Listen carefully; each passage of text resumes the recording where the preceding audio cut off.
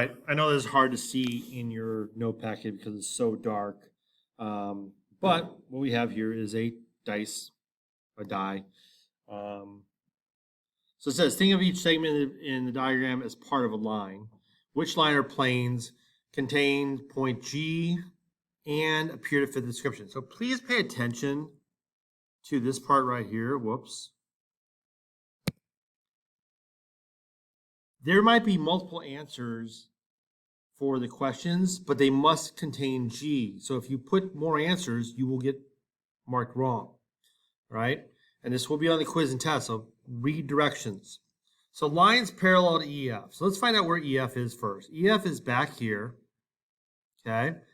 And what lines are parallel to that? Well, AB, CD, and GH. Those are all parallel to EF. But remember, we only want ones that have G. So the answer is GH or HG. And you can put segment because it is a segment, or you can put line because it says, think of it as part of a line. Either way is fine. I would probably put this because it is just a segment on the drawing. All right, lines perpendicular to EF. So again, EF right here, what we have marked. Now, perpendicular means forming a right angle. Well, this is a cube, so obviously it's going to be here, here, here, and here. Those are the four lines, segments, that are perpendicular to EF. But only one of them contains G, and that's GF.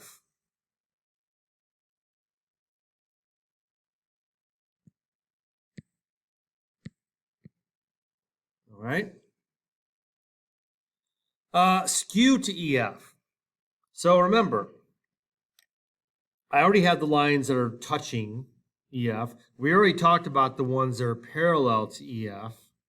All right. So those are all the lines touching. Oh, yeah, we got everything touching.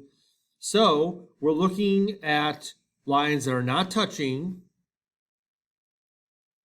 okay, or are not parallel, which means we're looking at BC, AD, DH, and CG. But remember, we only want ones with G in them, so that would be GC or CG. And now we want planes parallel to ADE. So let's see where ADE is. ADE is this left side or back side, whatever you want to talk about. So really there's only one answer here. Parallel would be this plane right here. And that does contain G. So that would be plane, always write the word plane, DCGH. And you can get away with any three of those letters. All right. Identify all pairs of angles of a given type. So consecutive interior. So remember, interior is going to be between these two lines. So my only possible answers are 3, 4, 5, 6. Now consecutive interior means the same side. So that's 3 and 5 and 4 and 6. Alternate interior means opposite sides of that line, the transversal. So that's 3 and 6, 4 and 5. Okay, I'm also going to do alternate exterior right now while I've got those lines drawn like that. So alternate exterior, again, are on opposite sides of the transversal on the outside. So not 3, 4, 5, 6, but 1, 2, 7, 8. So that's 1 and 8 and 2 and 7. Okay, then corresponding, remember, corresponding is one inside, so inside the line, and one outside. So 3 and 7, 5 and 1.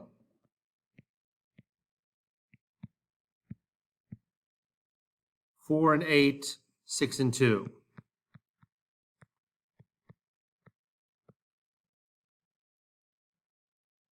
Okay? Moving on. Find measure angles 1 and 2. So angle 1, angle 2. Well, angle 1 is 138 degrees. Sorry, this angle is 138 degrees.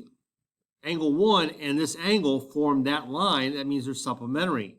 So angle 1 is 180 minus 138, which makes it 42. And then this angle here is alternate exterior with this one. And since the lines are parallel, you know that by the triangles, that means angle 2 is also 42 degrees. All right, number 10, these two angles are vertical. Vertical angles are equal, so I'm just going to knock this one off right away, 123. And if you look at this angle right here just slides down the escalator, corresponding angles. So angle 1 is also 123 degrees. And then over here, 57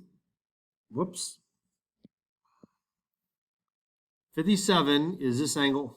I don't know what's happening. It's possessed. 57 is this angle here, which is alternate interior to angle 2. So angle 2 is also 57 degrees. 57 and 1 form this line right here, which means angle 1 is 180 minus 57, which makes it 123. All right, decide whether there's enough information to prove M and N parallel. Well, this angle here and this angle here are consecutive interior. Since they add 111 plus 69 equals 180, the answer is yes. Okay? Consecutive interior are congruent. So the lines are parallel. M and N, this is not anything we've done before. Okay? If instead of this angle, this one was marked, then yes, we'd have corresponding angles. If instead of this one was marked, then yes, we'd have alternate exterior angles. But right now, we do not have enough information to prove that. Okay, we know that L and M are parallel. We know that L and N are parallel. So yes, the two lines are parallel to the same line,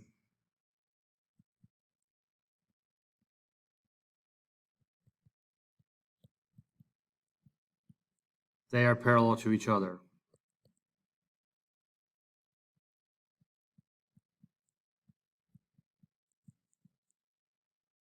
Basically, transitive property. All right, 15. Cellular phone use bars, like the ones shown, indicate how much signal strength, a phone receives from the nearest service tower. Each bar is parallel to the bar directly next to it. Explain why the tallest bar is parallel to the shortest bar. Well, I'm not going to rewrite all this again. Ditto. It says that each bar is parallel to the bar next to it. So that means since they are all parallel to each other, then 1 and 2 are parallel. Okay, same concept as they're up there. All right, imagine that the left side of the bar extends infinitely as a line. All right, so let's say we have right here. And angle 1 is 58 degrees. Then what's angle 2? also going to be 50. Wait, sorry. My bad. I misread this.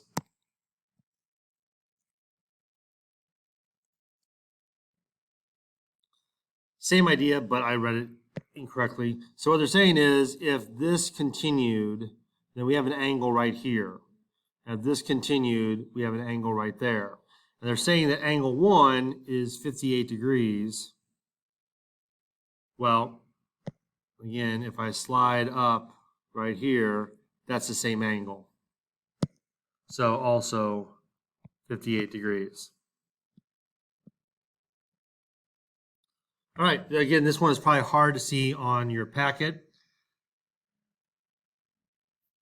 It says we have all these lines on a tennis court. Notice we have right angle marks here.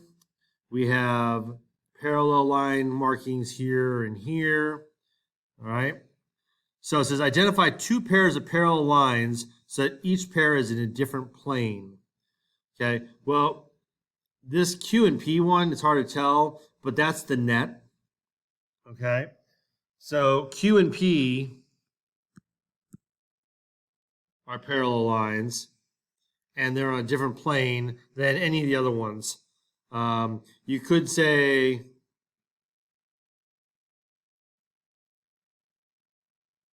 well, actually, in this picture, you don't have the other serving line drawn parallel to N, so we'd have to say K and M.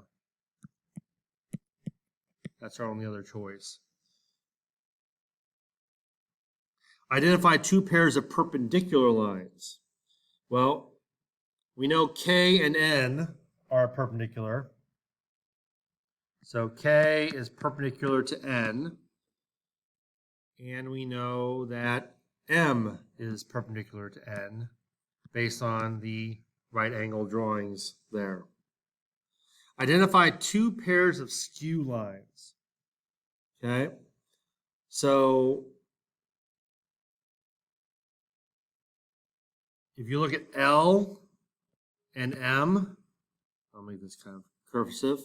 So angle L, line L right here, and M are not touching, they're not parallel, and they're not in the same plane.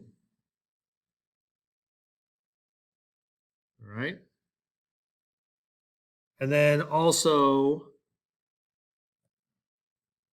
we could look at Q up here and M, because they're not in the same plane, they're not touching, they're not parallel.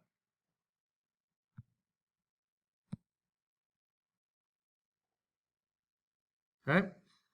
And then last but not least says prove that 1 and 2 are equal.